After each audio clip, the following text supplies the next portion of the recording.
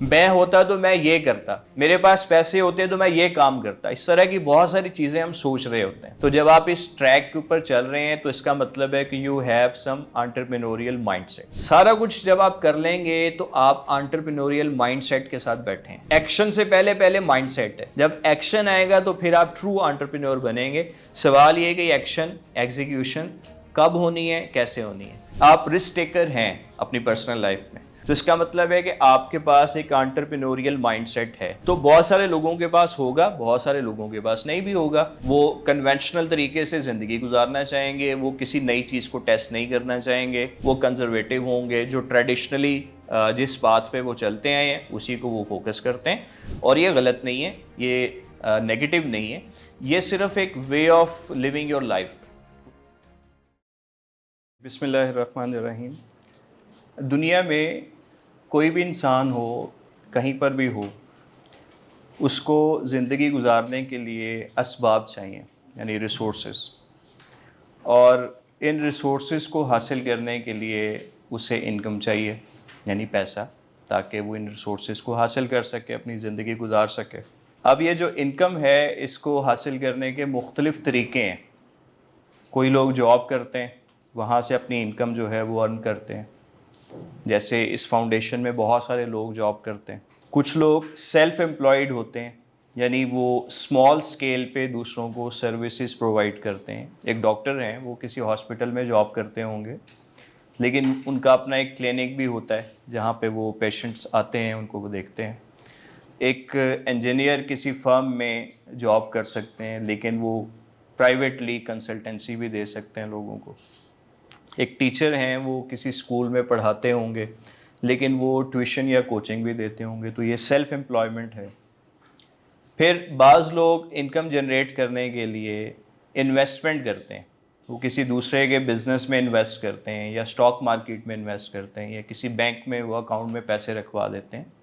वहाँ से उन्हें डिविडेंड्स या प्रॉफिट की शक्ल में कुछ ना कुछ इनकम आती रहती है। इस तरह उनका भी गुजारा हो जाता है। और कई लोग ऐसे हैं जो बिज़नेस करते हैं, जो खुद इनकम जनरेट करते हैं अपने लिए भी और दूसरों के लिए भी जॉब्स क्रिएट करते हैं। तो ऐसे लोगों को हम बिजनेसमैन कहते हैं, और इसका ताल्लुक जो है वो एंटरप्रेन्योरशिप के साथ है, जो कि आज का हमारा टॉपिक है। तो doing business is something related to entrepreneurship. लेकिन एंटरप्रेन्योरशिप सिर्फ यहाँ तक महदूद नहीं है। हम पूरे सेशन में इसके ऊपर बात करेंगे, लेकिन मैं पहले आप लोगों से जानना चाहूँगा कि आपके जहन में एक एंटरप्रेन्योर का कॉन्सेप्ट क्या है, वो कौन है, वो क्या करते हैं। आपने 5 वर्ड्स में मुझे बताना है। 1 से 2 मिनट आप ले लें। 5 वर्ड्स में आप मुझे ये बताएंगे कि एंटरप्रेन्योरशिप के लफ्ज़ से आपके जहन में क्या चीज़ें आती हैं। प्लीज़ जी, सब लोग करेंगे। एंटरप्रेन्योरशिप क्या चीज़ है आपके नज़दीक? 5 simple words. Creativity, very good. Innovation, जी। आइडियाज़, और risk taking, problem solving, decision making. जी, बोलते जाइए। Turn ideas into profits, very good. और जी, इम्प्लीमेंटेशन, इंडिपेंडेंस, ओके। और जी जी, बोलते जाइए, आप फ्लो में बिल्कुल सही बात कर रहे हैं। Job providing, innovation. ये सारी जो चीज़ें आपने बताई हैं, ये सारी बिल्कुल ठीक हैं, और तमाम का ताल्लुक एंटरप्रेन्योरशिप के साथ है। इनफैक्ट ऐसे 50 से 60 वर्ड्स और भी बोले जा सकते हैं जिनका ताल्लुक एंटरप्रेन्योरशिप से है, या वो एंटरप्रेन्योरशिप को डिफाइन करने में हमारी मदद करते हैं। ठीक है, लेकिन जब हम इनको समराइज करते हैं तो हमारे पास 5 बेसिक टर्म्स आती हैं जो कि एंटरप्रेन्योरशिप को डिफाइन कर सकती हैं। यानी हर एंटरप्रेन्योर ये 5 काम ज़रूर करेगा। अब ये कौन कौन सी चीज़ें हैं? सबसे पहले है इनोवेशन। आप लोगों ने भी बताया, इनोवेशन होगी तो कोई नई प्रोडक्ट या इम्प्रूव्ड वर्जन ऑफ प्रोडक्ट जो है वो हमारे सामने आएगा। उसके बाद अपॉर्चुनिटी भी होनी चाहिए। जब तक कोई अपॉर्चुनिटी हमें नहीं मिलेगी, हम उस प्रोडक्ट को मार्केट में लॉन्च नहीं कर सकते। फिर वो वैल्यू भी क्रिएट करे, बहुत इंपॉर्टेंट है। खाली एक प्रोडक्ट में कोई नई चीज़ ले आना जिसका कोई फ़ायदा ना हो, जो कोई वैल्यू क्रिएट ना कर सके, वो बेमकसद चीज़ है। तो वो कोई ना कोई वैल्यू भी क्रिएट करे। फिर जो एंटरप्रेन्योर है वो रिस्क भी लेगा, बिकॉज कि उसने इन्वेस्ट करना है, उसने अपनी एफर्ट, अपनी स्किल्स, अपना टाइम, वो सारी चीज़ें लगाई हैं, अपना फाइनेंस उसने जो है वो लगाया है। तो वो सब कुछ स्टेक पे होता है। अगर सक्सेस मिलेगी तो बहुत अच्छा है, नहीं मिलेगी तो फिर क्या होगा। और फाइनली उसने एग्जीक्यूट भी करना है, यानी एक्शन जो है वो भी बहुत इंपॉर्टेंट है। उससे पहले की चीज़ें प्लानिंग है और आखिरी जो चीज़ है वो एक्शन है। तो हमारा आज का जो सेशन है वो इन्हीं 5 बेसिक पिलर्स के ऊपर बेस करता है। जब हम एंटरप्रेन्योरशिप को समझेंगे तो इन्हीं 5 टर्म्स की मदद से समझेंगे। और इसमें सबसे पहले और शायद सबसे इम्पॉर्टेंट जो है वो इनोवेशन है। तो हम यहाँ पे इसकी जो डेफिनेशन है वो देख सकते हैं, यही 5 टर्म्स को यूज़ किया गया है। Finding opportunities, innovating, creating value, taking risks, and starting a business. This is what we call entrepreneurship. And who is an entrepreneur? जो यही 5 काम करेगा। डेफिनेशन में आप देख सकते हैं, a person who identifies opportunities, innovates, creates value, takes risk, and starts a business. तो आपको क्लियर होना चाहिए what is entrepreneurship and who is an entrepreneur. अच्छा, एक तीसरी टर्म भी है। हो सकता है कि हम सब एंटरप्रेन्योर्स ना हों। बहुत सारे लोग, मैंने आपको शुरू में बताया कि जॉब करते हैं, बहुत सारे लोग सेल्फ एम्प्लॉयड होते हैं, बहुत सारे लोग इन्वेस्टमेंट के ज़रिए जो है वो अर्न करते हैं। लेकिन ये सारे एंटरप्रेन्योर्स नहीं है। एंटरप्रेन्योर वही है जो बिजनेस कर रहा है, लेकिन इसके बावजूद इनका जो माइंडसेट है वो एंटरप्रेन्योरियल हो सकता है। आपकी सोच, आपका बिहेवियर, आपकी एनालिटिकल स्किल्स, आपकी डिसीजन मेकिंग स्किल्स, आपकी प्रॉब्लम सॉल्विंग स्किल्स, आपकी टीम वर्किंग स्किल्स, ये सारी की सारी जो है वो एंटरप्रेन्योरियल माइंडसेट में आती हैं। तो ज़रूरी नहीं है कि आप बिजनेस करें तो आप एंटरप्रेन्योर बनेंगे, उसके बगैर भी आपका एक एंटरप्रेन्योरियल माइंडसेट हो सकता है। आपकी अपनी मिसाल ले लेते हैं। आप इस वक्त स्टूडेंट्स हैं और मोस्ट प्रोबेबली ना आप कोई जॉब कर रहे हैं, ना कोई बिजनेस कर रहे हैं, ना आपकी कोई इन्वेस्टमेंट का कोई और ज़रिया है। लेकिन आपके जहन में बहुत सारे आइडियाज़ आते होंगे कि यार इस चीज़ को अगर हम थोड़ा सा मॉडिफाई करके ये कर लें, फ्लाश सर्विस को अगर हम इम्प्रूव कर लें, मैं होता तो मैं ये करता, मेरे पास पैसे होते तो मैं ये काम करता। इस तरह की बहुत सारी चीज़ें हम सोच रहे होते हैं। तो जब आप इस ट्रैक के ऊपर चल रहे हैं तो इसका मतलब है कि you have some entrepreneurial mindset. अच्छा, फिर एक मैट्रिक्स आपके सामने मौजूद है जी। ये हमें 4 तरह के जो एंटरप्रेन्योर्स हैं उनके बारे में बता रहा है। जो ट्रू एंटरप्रेन्योर्स हैं वो तो एक्टिव वाले ही हैं, लेकिन बाकी भी किसी न किसी शक्ल में हैं। तो मैंने यहाँ पे 2 डायमेंशंस कौन सी ली हैं। एक है एंटरप्रेन्योरियल माइंडसेट। तो अभी मैंने बताया कि बहुत सारे लोगों का, अगर आपके पास आइडियाज़ हैं, आप इनोवेटिव थिंकिंग, क्रिएटिव थिंकिंग जो है वो रखते हैं, आप प्रॉब्लम्स को सॉल्व कर सकते हैं, आप इनिशिएटिव ले सकते हैं, आप रिस्क टेकर हैं अपनी पर्सनल लाइफ में, तो इसका मतलब है कि आपके पास एक एंटरप्रेन्योरियल माइंडसेट है। तो बहुत सारे लोगों के पास होगा, बहुत सारे लोगों के पास नहीं भी होगा। वो कन्वेंशनल तरीके से ज़िंदगी गुजारना चाहेंगे, वो किसी नई चीज़ को टेस्ट नहीं करना चाहेंगे, वो कंजर्वेटिव होंगे, जो ट्रेडिशनली जिस बात पे वो चलते आए हैं उसी को वो फोकस करते हैं।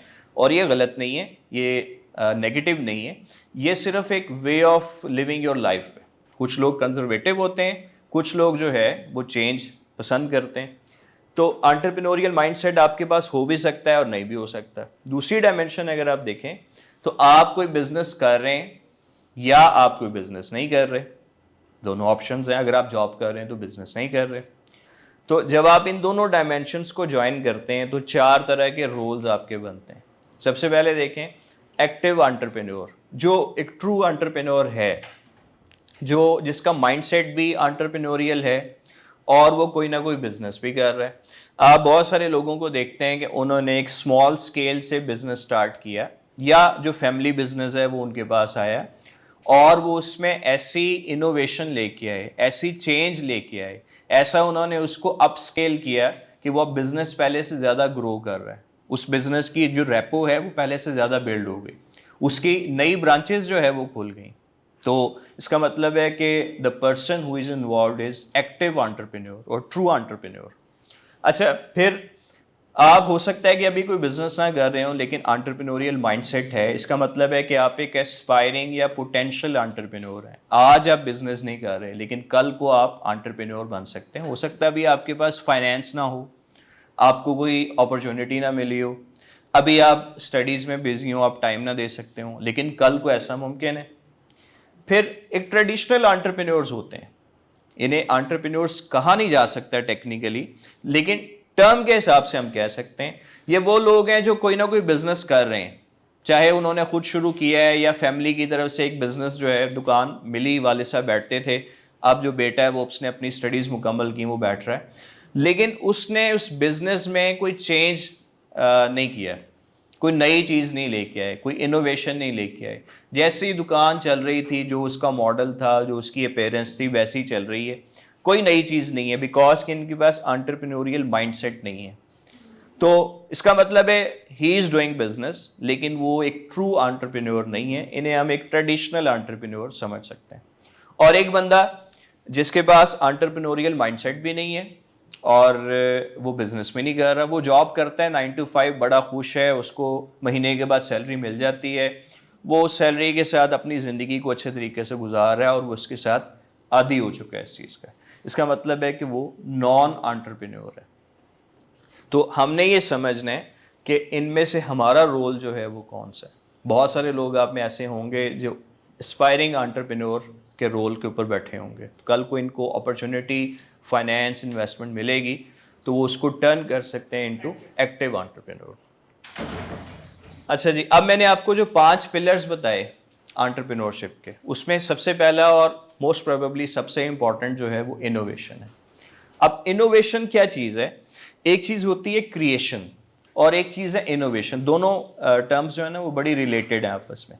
क्रिएट करना होता है किसी नई चीज़ को बनाना, और इनोवेट करना होता है उस एग्जिस्टिंग चीज़ को इम्प्रूव करना, उसके कोई फीचर्स बदल देना, उसकी कोई शेप बदल देना, साइज बदल देना, किसी भी तरीके से आप उसे इनोवेट कर सकते हैं।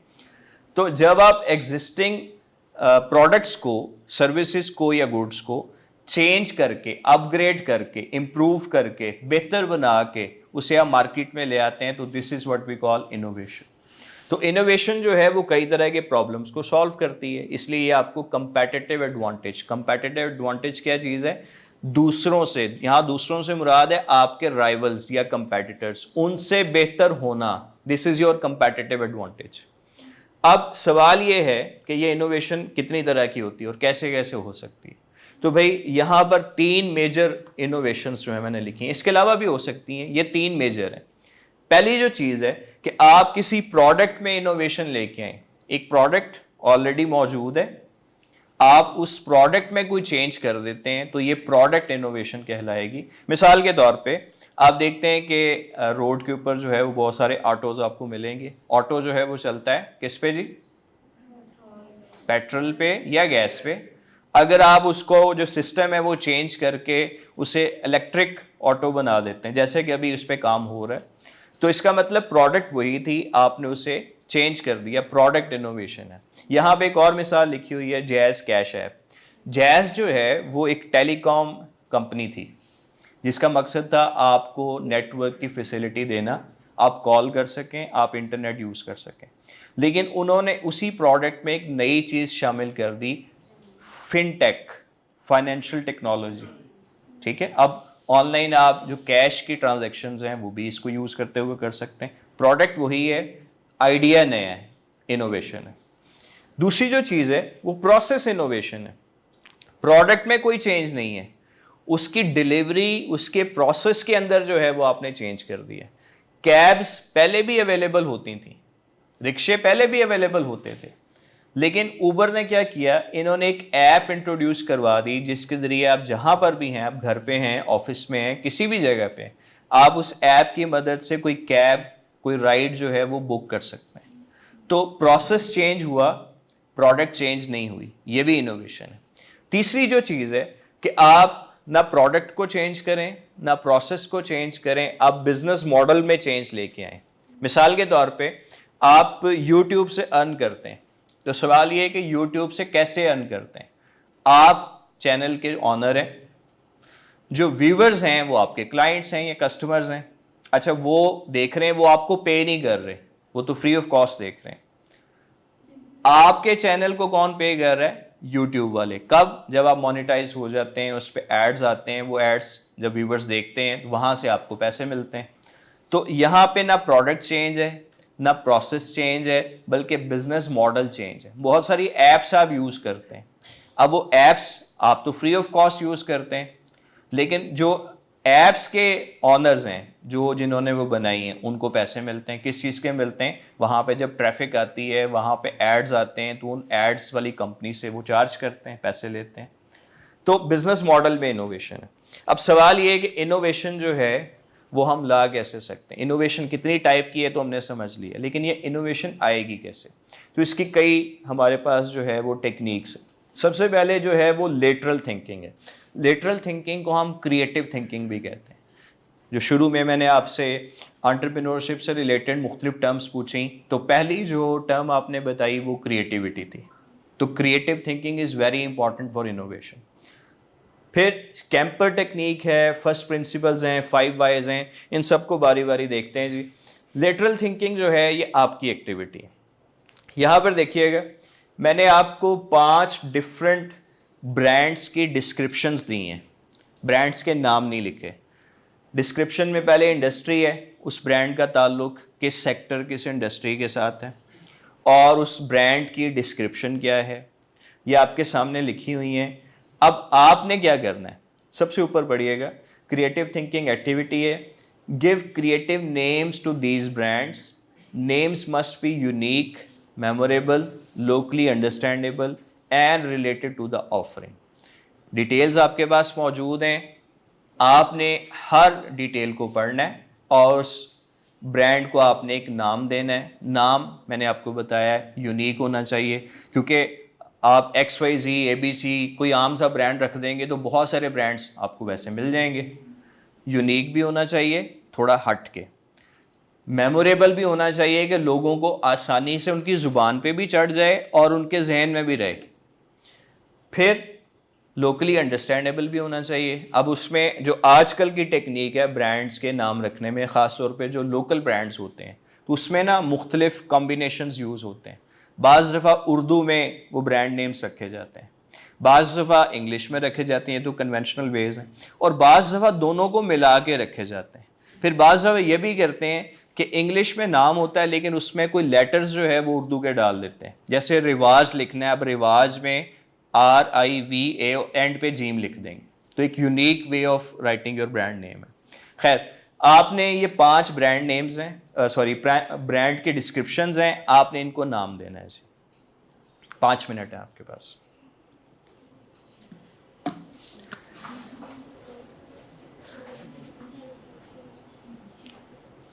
सब लोग करेंगे जी। डिस्क्रिप्शन को पढ़ें, जो इंडस्ट्री है उसको देखें, और उसके बाद आपने उस ब्रांड का एक नाम रखना है।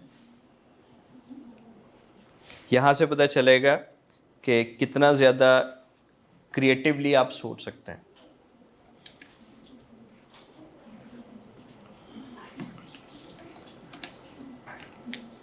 सब लोगों ने अपने अपने नाम खुद लिखने हैं, एक दूसरे को मशवरा देंगे तो आपका मशवरा चोरी हो जाएगा।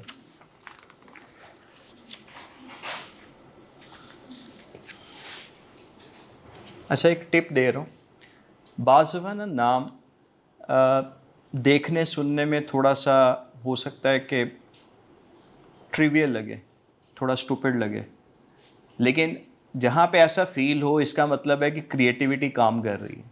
इट्स अ टिप जी। 1 मोर मिनट।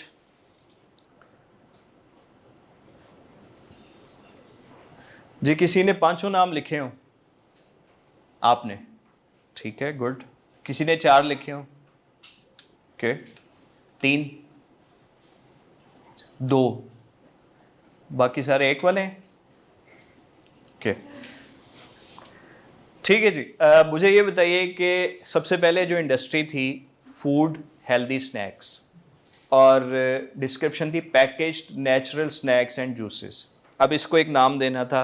क्या नाम दिया है जी, आपने क्या नाम दिया? Food hype. Okay, food hype, it's a good name. और जी? जी, green bites and nature's bites. Green bites and nature bites या और? हाँ, और आएगा। तो ग्रीन बाइट्स या नेचर बाइट्स, अच्छा नाम है जी। खास तौर पे जो नेचर बाइट्स है जी। Fresh fusion. Fresh fusion. Fresh fusion, okay जी। आप? मैंने तो एज अ रेस्टोरेंट लिखा है, पास्ता आहिस्ता। पास्ता आहिस्ता, ओके, ठीक है। मैंने आपको बताया ना कि जहाँ ट्रिवियल चीज़ें आना शुरू हो जाएं वहाँ पे इसका मतलब क्रिएटिविटी एट इट्स वर्क्स। जी जी जी, बोलें। ग्रीन क्रंच मैंने 3 नेम दिए थे, हाँ एक जी, ग्रीन क्रंच दिया था, एक ग्रीन बाइट दिया था, तीसरा मस्ती बाइट। मस्ती बाइट, ओके। और ये जान है तो जहान है, ये एक टैग लाइन हो सकती है, ठीक है। मार्केटिंग में जब हम ब्रांडिंग की बात करते हैं तो एक ब्रांड नेम होता है, एक उसके नीचे टैग लाइन होती है। जैसे यू फोन वाले कहते हैं ना, तुम ही तो हो, तो यू फोन ब्रांड नेम है और तुम ही तो उसकी टैग लाइन है। तो टैग लाइन आपकी बिल्कुल ठीक हो सकती है। ब्रांड नेम कुदरत, सिर्फ कुदरत, ओके। पैक्ड स्नैक्स, ओके, ठीक है। आपने एक राइम जो है उसको यूज़ किया है, ओके जी। बहुत अच्छी कोशिश है आपकी। अब इसमें चंद चीज़ों का हमने ख्याल रखना है। वो चंद चीज़ें क्या थी, ऊपर मैंने लिखा हुआ है। यूनिक होना चाहिए, तो मोर और लेस जो आपने नाम बताए हैं वो यूनिक है। यूनिक होगा तो मेमोरेबल भी हो जाएगा। हर वो चीज़ जो मुख्तलिफ होती है ना वो याद रहती है, ठीक है। अच्छा, फिर लोकली अंडरस्टैंडेबल, तो कुछ इसमें लोकली अंडरस्टैंडेबल चीज़ें हैं जो बिल्कुल इंग्लिश में थे, वो भी आसान इंग्लिश थी। जो मिक्स था, कॉम्बो था, उसमें भी इजी चीज़ें थी, तो इतना मुश्किल नहीं था। रिलेटेड जो है ये एक बड़ा इंपॉर्टेंट एस्पेक्ट है, रिलेटेड टू द प्रोडक्ट होना चाहिए। अब जब आप कहते हैं ना कुदरत, तो इसके नाम से, ये बड़ा जेनेरिक नेम, अच्छा नाम है, जेनेरिक है। अब हमें कुदरत से पता नहीं चलेगा कि ये स्नैक्स हैं, जूस है, ये हैंडीक्राफ्ट्स हैं, ये स्किन केयर प्रोडक्ट्स हैं, ये क्या है, तो हमें आइडिया नहीं मिलेगा। तो सबसे अच्छा नाम वो होगा जिसमें ये सारी चीज़ें पूरी हों। अच्छा, बहरहाल ये तो प्रैक्टिस के साथ है, जितना आप प्रैक्टिस करेंगे, अगर आप 10 नाम लिखेंगे ना तो उसमें से 5 नाम बहुत अच्छे होंगे, फिर उसको शॉर्टलिस्ट करेंगे, 3 बहुत अच्छे निकलेंगे, फिर एक ऐसा होगा जिस पे आपका दिल आएगा कि ये नाम बहुत अच्छा होना चाहिए। तो डिसीजन मेकिंग भी यहां पर हो रही है क्रिएटिव वे में, ओके। अब देखें, इसको मैंने भी नाम दिए, और सिर्फ नाम नहीं दिए, उसके साथ मैंने टैग लाइन्स भी दी हैं। तो जो मैंने नाम दिए हैं वो देखते हैं वो क्या है। सबसे पहले चिप सिप, और इसके नीचे टैग लाइन है नेचुरली गुड। तो जब चिप सिप लिखा होगा, chip is for chips, sip is for juice, तो दोनों चीज़ें आ गई, रिलेटेड भी है और थोड़ा सा फंकी टाइप भी है, थोड़ा सा यूथफुल है, कैची है, थोड़ा सा इजी भी है, ठीक है, याद रखना आसान है। और नेचुरली गुड जब टैग लाइन इसको नीचे सपोर्ट करेगी ना, तो ये बताएगी कि ये कोई जंक फूड नहीं है। नेचुरली गुड का मतलब है इसके जो इंग्रेडिएंट्स हैं वो नेचुरल हैं। अच्छा, दूसरा अगर आप देखें, हैंडीक्राफ्ट्स, कई नाम हो सकते थे, मैंने इसका नाम रखा है बुनाई बाजार। बुनाई बुनते हैं ना, निटिंग, तो बुनाई बाजार, और नीचे लिखा है हुनर आपके घर, एक राइम सी क्रिएट करने की कोशिश की है। अच्छा, इसके बाद तीसरा जो था वॉचेस एंड क्लॉक्स, तो मैंने उसको नाम दिया घड़ी शड़ी, ठीक है। तो इजी है, मुहावरतन हम चीज़ें इस तरह बोलते हैं, मोहम्मल अल्फाज कहते हैं उन्हें। और इसकी जो टैग लाइन है बड़ी मीनिंगफुल है, हर घड़ी आपके साथ, ठीक है। जैसे अगर आप जाएं वाबडा टाउन में, मैं वैसे गुजर रहा था वहाँ से, तो वहाँ पे एक जूतों की दुकान थी, तो उसके ऊपर लिखा हुआ तो बहुत जूते पड़े हैं, बड़ा सा उन्होंने लिखा है, वेरी क्रिएटिव वे। यानी एक उसका मतलब वो है जो आप समझें, और एक वो मतलब है कि जिसमें वो वैरायटी और क्वांटिटी को मेंशन कर रहे हैं कि बहुत सारी वैरायटी है हमारे पास। फिर है जी ऑर्गेनिक स्किन केयर, का नाम मैंने रखा हर्ब वाले, हर्ब्स, जड़ी बूटियां, हर्ब वाले। और फितरत से ख़ास, तो अगेन नेचुरल इंग्रेडिएंट्स को इसमें हाईलाइट किया गया। और आखिरी जो है ट्रैवल एंड टूरिज़्म, जिसमें आप दरिया में, दरिया के किनारे या ट्रीज़ में वो जो वॉक है वो आपको करवा सकते हैं या आपके ट्रिप्स जो है वो अरेंज कर सकते हैं। तो पानी सफ़र, ठीक है। अब यहाँ पे इंग्लिश और उर्दू का एक कॉम्बिनेशन जो है वो यूज़ किया गया, पानी सफ़र और फील द नेचर, तो एक नेचुरल एनवायरनमेंट को भी हाईलाइट किया गया। चलें जी, ये तो हो गए नाम। अब अगली जो क्रिएटिविटी की एक्सरसाइज है कि मैं आपको ये नाम मैंने आपको बता दिए, इनकी टैगलाइंस बता दी, प्रोडक्ट की डिस्क्रिप्शन बता दी। अब हमने क्या करना है जी कि ये 5 रैंडम वर्ड्स हैं जो लेफ्ट साइड पे लिखे हुए हैं, feather, lemon, shoes, tree, road. ये 5 रैंडम वर्ड्स हैं, कहीं से भी आ गए। आपने इन 5 वर्ड्स को हर ब्रांड के साथ जो है वो किसी ना किसी वे में रिलेट करना है। पॉइंट समझ आ गए? 5 रैंडम वर्ड्स हैं, 5 हमारे पास ब्रांड्स हैं with their description, already you know. हमने इन 5 वर्ड्स को इन 5 ब्रांड्स के साथ किसी भी वे में, ज़रूरी नहीं कि वो डायरेक्ट टर्म ही यूज़ हो, अगर उसका मीनिंग या उसकी एग्जांपल यूज़ हो रही है वो भी हम कर सकते हैं। तो आपने इसे जो है वो रिलेट करना है। मैं आपको 3 मिनट दे रहा हूँ, आप जितने कर सकते हैं वो कीजिए। क्वेश्चन क्लियर है? जो मैंने असाइनमेंट दी है वो समझ आ गई जी? हाँ हाँ, जिसमें मर्जी करें। यानी ये एक हमारी ब्रांडिंग की एक्सरसाइज है, आप इसे ये समझ लें कि हम ये ब्रांड लॉन्च करना चाहते हैं। सुनिएगा सुनिएगा, हम ये ब्रांड लॉन्च करना चाहते हैं with the given brand names. Description already आपके सामने मौजूद है और इसकी टैगलाइंस भी मैंने दे दी, इंडस्ट्री का भी आपको पता है। अब मैंने ऐसे ही 5 रैंडम वर्ड्स उठा लिए हैं, तो इनको रिलेट करना मुश्किल है, लेकिन रिलेट करना ही क्रिएटिविटी है कि आपने समहाउ उसको जोड़ दिया उसके साथ। पॉइंट समझ आ रहा है?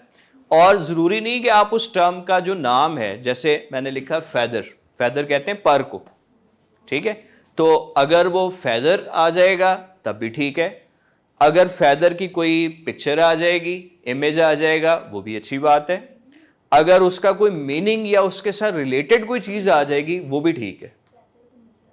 ठीक है, सो डू इट।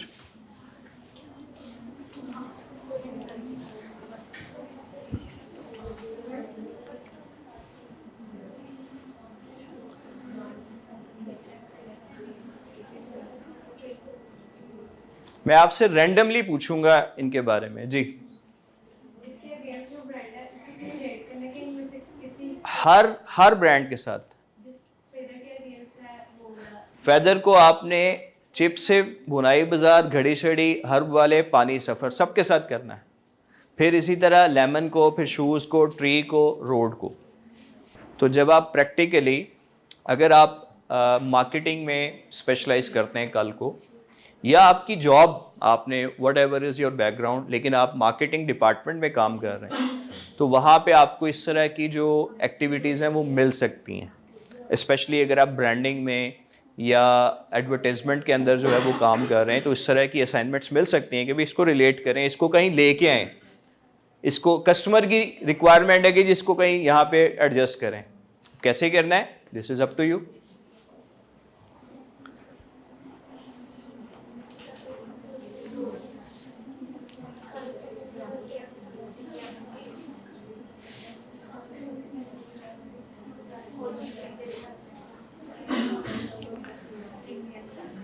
इसमें ना आप ऐसे करें कि मशवरा कर सकते हैं, एक रो में जो लोग बैठे हैं ना वो आपस में मशवरा कर लें, आप आपस में, इसी तरह हर रो वाले आपस में मशवरा कर लें। आप आगे आना चाहें तो आगे आ जाएं।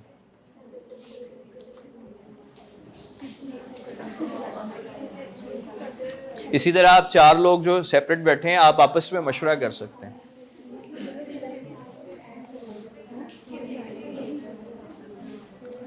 थोड़ा सा मैं हेल्प करूं फर्स्ट में, ताकि आपको कुछ आइडिया भी मिल जाए।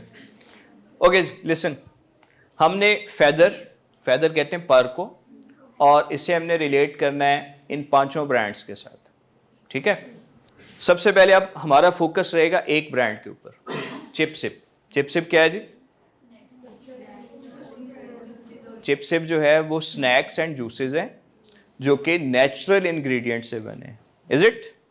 अब हमने इस चीज़ को जहन में रखते हैं कि एक फेदर यानी पर जो है उसका क्या उसके साथ रिलेशन बन सकता है।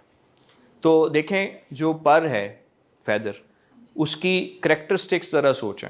लाइट वेट होता है जी, सॉफ्ट होता है, उड़ सकता है, नेचुरल होता है। जाहिर है किसी परिंदे का होगा ना, तो वो नेचुरल चीज़ है। तो अगर वो लाइट वेट है तो क्या लाइट वेट होने को हम चिप सिप के साथ कहीं रिलेट कर सकते हैं?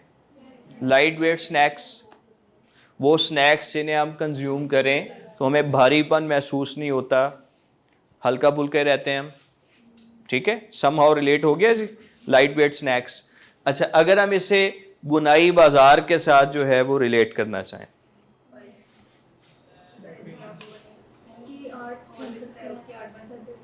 इसको हम आर्ट्स के अंदर यूज़ कर सकते हैं, मुख्तलिफ चीज़ों के अंदर इस्तेमाल हो सकता है। फिर पर जो होता है ना वो बड़ा डेलिकेट सा होता है, नाजुक सा होता है। तो जो हैंडीक्राफ्ट्स हैं वो भी बहुत डेलिकेट से होते हैं। तो ऐसे डेलिकेट, ऐसे नाजुक जैसे एक पर, कुछ ना कुछ लिंक बन गया जी। सब लोग सुन रहे हैं? अच्छा, इसके बाद है हमने घड़ी शड़ी। घड़ी शड़ी क्या है? क्लॉक्स हैं, रिस्ट वॉचेज हैं।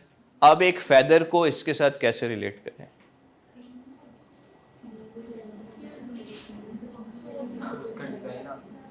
डिजाइन हो सकता है, बहुत अच्छा है। लाइट वेट हो सकती हैं। भाई आपने वो देखा होगा पुराने ज़माने की जो रिस्ट वॉचेज़ हैं, थोड़ी हैवी किस्म की, मेटेलिक, ठीक है। तो जाहिर है इसके ऊपर जो है वो जितना वज़न ज़्यादा पड़ेगा उतनी आपको उतना अच्छा फील नहीं होगा, लेकिन लाइट वेट होंगी तो आपको अच्छा फील होगा। तो लाइट वेट जो है वो वॉचेस। अच्छा, हर्ब वाले,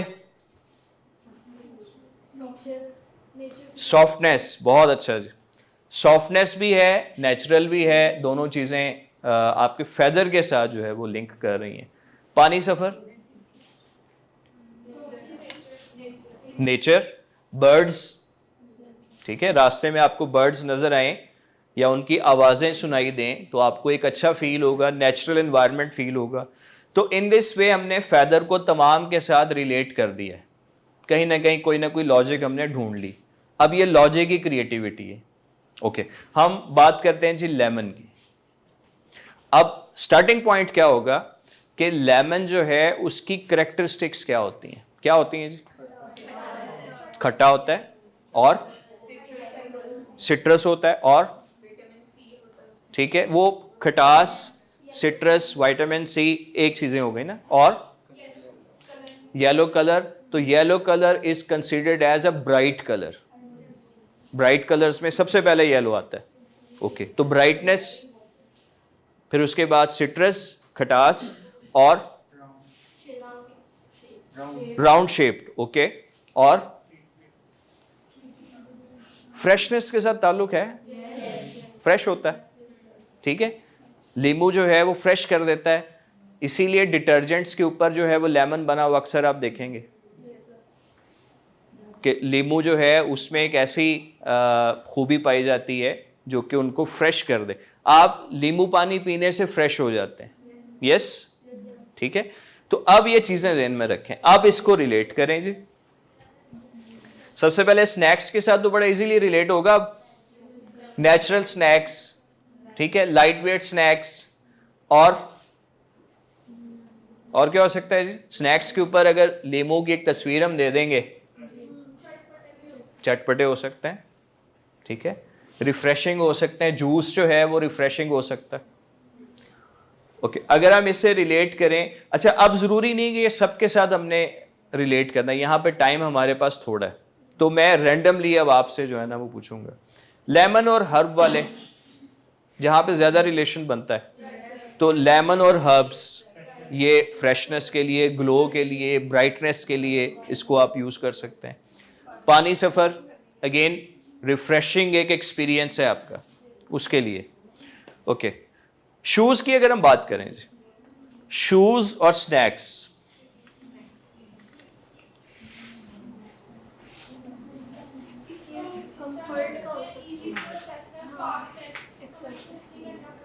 ओके, इजीली आप उसे पिक कर सकते हैं। ओके, और थोड़ा सा और अगर इसको हम इम्प्रूव करें तो स्नैक्स फॉर योर वॉक, आप वॉक कर रहे हैं और स्नैक्स एंजॉय कर रहे हैं, जूस पी रहे हैं, तो वॉक के साथ ताल्लुक है शूज का। यस? अच्छा, बुनाई बाजार के साथ शूज को कैसे रिलेट करेंगे? हैंडमेड शूज, बहुत अच्छा है। और सॉरी जी जी बोले बोले। डेकोरेशन में हो सकता है, बिल्कुल ठीक है, बिल्कुल सही है। घड़ी शड़ी,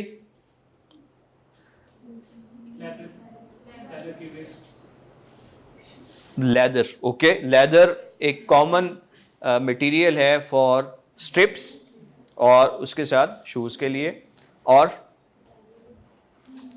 एक रिलेशन ये भी हो सकता है कि जिस तरह आप घर से शूज के बगैर नहीं निकलते, घड़ी के बगैर भी ना निकलें, हो सकता है ना। और स्टाइलिश, बहुत अच्छे जी, आपकी घड़ियां उतनी स्टाइलिश जितने आपके शूज। बहुत अच्छा है जी, बहुत ज़बरदस्त है। ये एक पोइटिक उसमें जो है वो टच आ गया, हर घड़ी हर कदम। अच्छा, और शूज़, पानी सफ़र, तो शूज़ को आप रिलेट कर सकते हैं कि जी सेफ्टी, कंफर्ट, ठीक है, तो रिलैक्सिंग, बहुत अच्छा है। आप ट्रैक के ऊपर जॉगिंग करते हुए जा सकते हैं, आप वॉकिंग करते हुए जा सकते हैं, ठीक है, गुड, ठीक है जी। ट्री भी इजी है, रोड, रोड के साथ करें जी चिप सिप को। अब रोड की करेक्टरिस्टिक ज़हन में रखें, रोड लंबी होती है, रोड के साथ ट्रैवलिंग एसोसिएटेड है, ठीक है, रोड सफ़र को जाहिर करती है। और अब रिलेट करें चिप सिप, ट्रैवलिंग, बहुत अच्छा है जी, स्नैक्स फॉर योर ट्रैवलिंग। बुनाई बाजार, हैंडीक्राफ्ट्स, जैसे ट्रक कार्ट है हमारा, हाँ हाँ, ज़बरदस्त। ट्रक कार्ट जो है वो भी, उसका ताल्लुक भी फाइन आर्ट्स के साथ है, तो वो ट्रैवलिंग को भी, दोनों में कनेक्शन आ गया ट्रैवलिंग का, बहुत अच्छा है। आप ट्रैवलिंग के लिए मुख्तलिफ जो बैग्स या लगेज इस्तेमाल करते हैं, उसमें हैंडीक्राफ्ट्स जो है वो हो सकते हैं, यानी ख़ास तरह के बैग्स जो आपकी ट्रैवलिंग के लिए डिज़ाइन किए गए। घड़ी शड़ी, हर सफ़र में आपके साथ, ठीक है। और ट्री, ट्री नहीं सॉरी, रोड को हमने हर्ब वाले,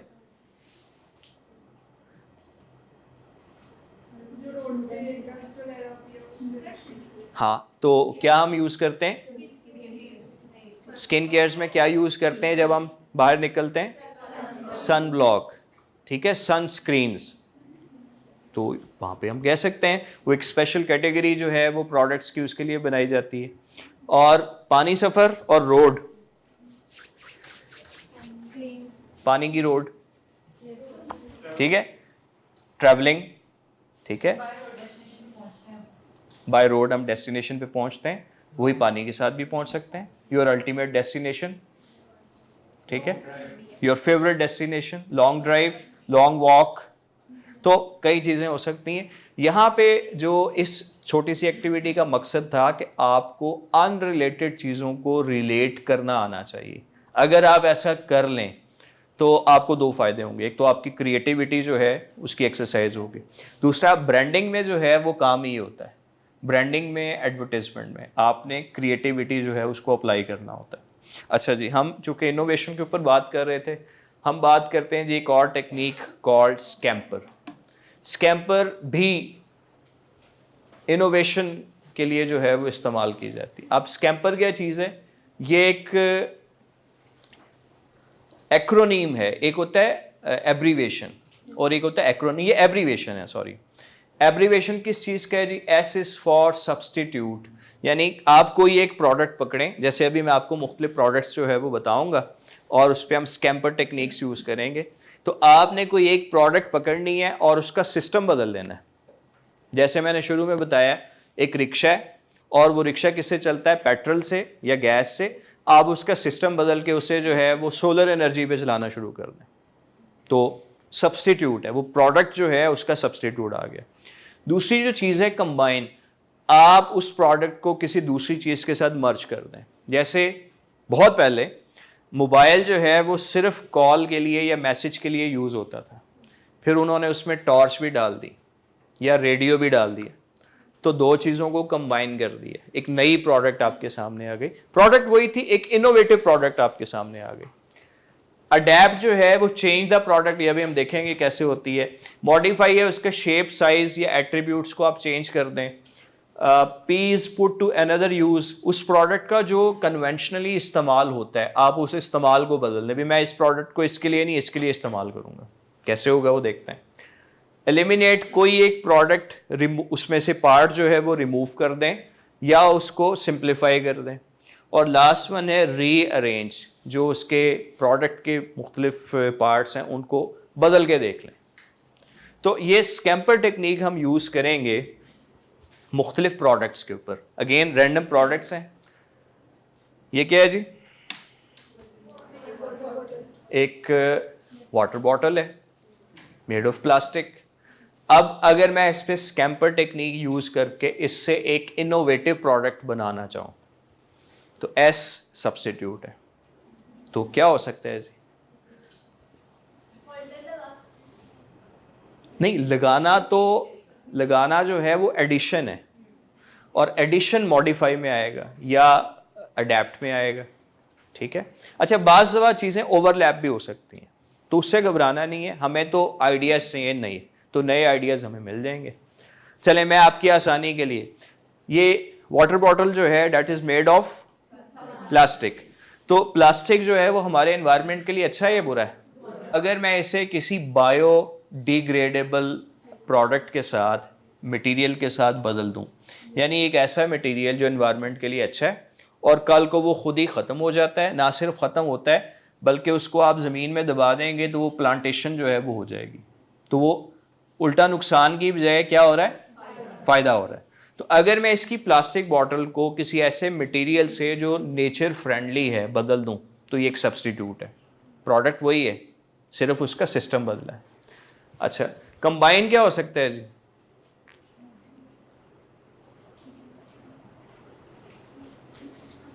जैसे हम कोई शरबत बनाते हैं किसी और चीज के साथ हम्म। मिला के जामुन शीरी ऐड करते हैं तो ड्रिंक बन जाती है शरबत। जी जी, जैसे नहीं वो तो हम ऐसा करते हैं ना अलग से, तो ये तो एक वाटर बॉटल है, इसके साथ जो भी हमने सलूक करना है।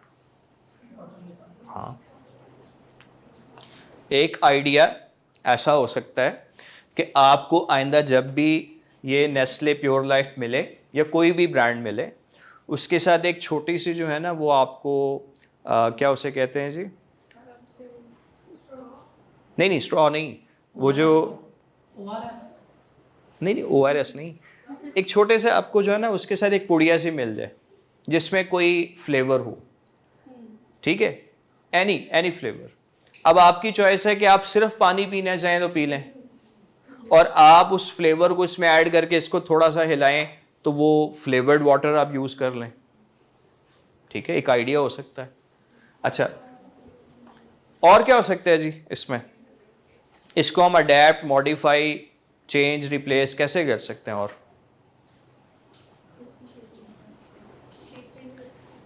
शेप कैसे चेंज कर सकते हैं और क्या फ़ायदा होगा? कलर चेंज कर दें, मसलन क्या कर दें कलर इसका?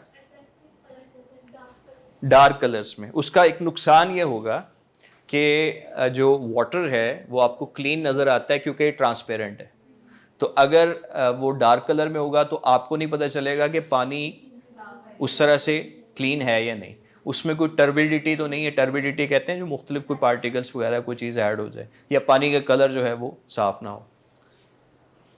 इसके नीचे कोई कप लगाया जा सकता है, कुछ छोटा सा कप।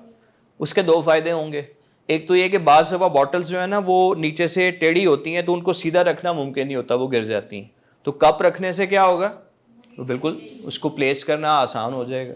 दूसरा ये कि अगर किसी ने पानी पीना है तो वो कप को निकालें, पानी डाल के दें, वो पानी पी लें, सबको मुंह लगा के उसमें से बॉटल से पीने की ज़रूरत नहीं है। इसका और कोई इस्तेमाल हो सकता है पीने के अलावा?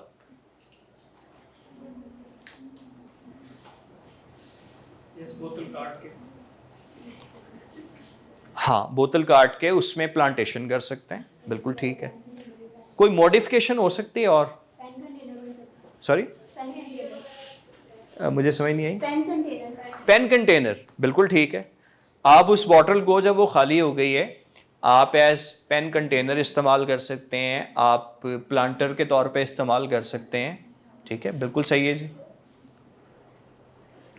कोई और चीज़, कोई और इस्तेमाल? अगर इसमें कोई ऐसा मैकेनिज्म हो कि स्प्रिंकलिंग हो सके इससे, यानी गर्मी का मौसम है, एक तो ये कि आप पानी पी रहे हैं, अब स्प्रिंकलिंग के ज़रिए ये कि ये पानी का जो एक हल्का सा शावर है वो आप अपने चेहरे पे डाल के फ्रेश हो सकते हैं, कोई ऐसा इसमें मैकेनिज्म हो सकता है। अगेन ये सारे जो आइडियाज़ हैं, हो सकता है ये प्रैक्टिकल ना हो, इनकी कॉस्ट बहुत ज़्यादा हो जाए, ये पॉसिबल ना हो प्रैक्टिकली, लेकिन शुरू बात यहीं से होगी, क्योंकि जब हमने अभी फ़नल पढ़ेंगे तो जब हम फ़नल से शुरू करते हैं ना, आइडिया फ़नल से, तो बहुत सारे आइडियाज़ होते हैं जो ऐसा ऐसा कम होते होते किसी एक या दो आइडियाज़ के ऊपर हम आ जाते हैं। अच्छा जी, इसके बाद हम देखते हैं चेयर, क्विकली एक या दो इसमें कोई चीज़ें जो हम कर सकें।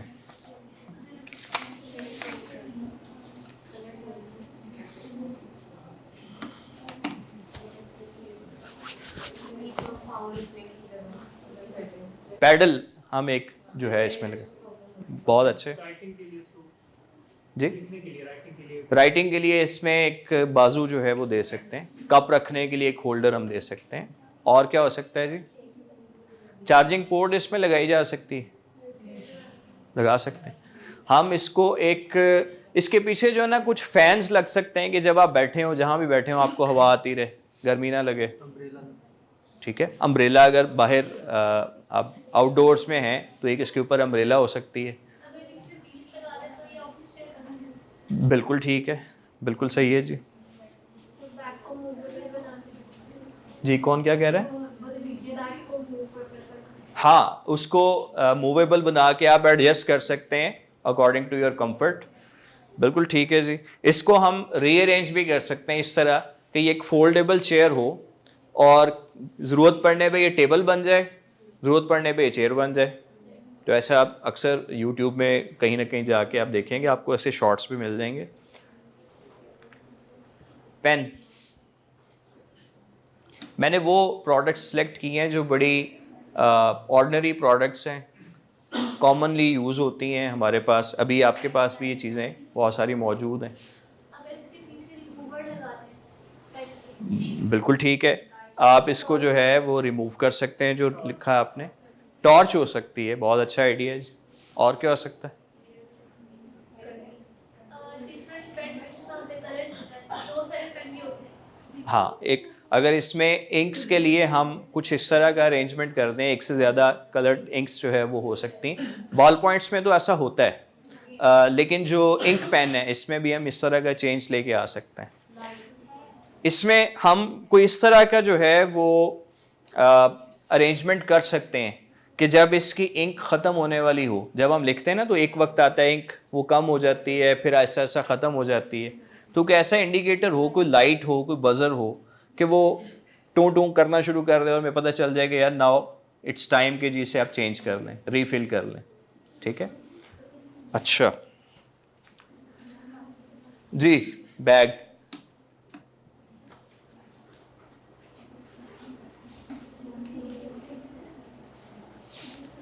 इसका हैंडल अगर चेंज कर दिया तो हैंगर चेंज करके पीछे बेल्ट्स लगा दें तो इसे आप कैरी कर सकते हैं, सफरी बैग बना सकते हैं इसे आप, ठीक है। अगर आप इसका मटेरियल चेंज कर दें, ये कैनवस बैग बन सकता है, आप सफ़र के दौरान इसे एज पिलो यूज़ कर सकते हैं, ठीक है जी।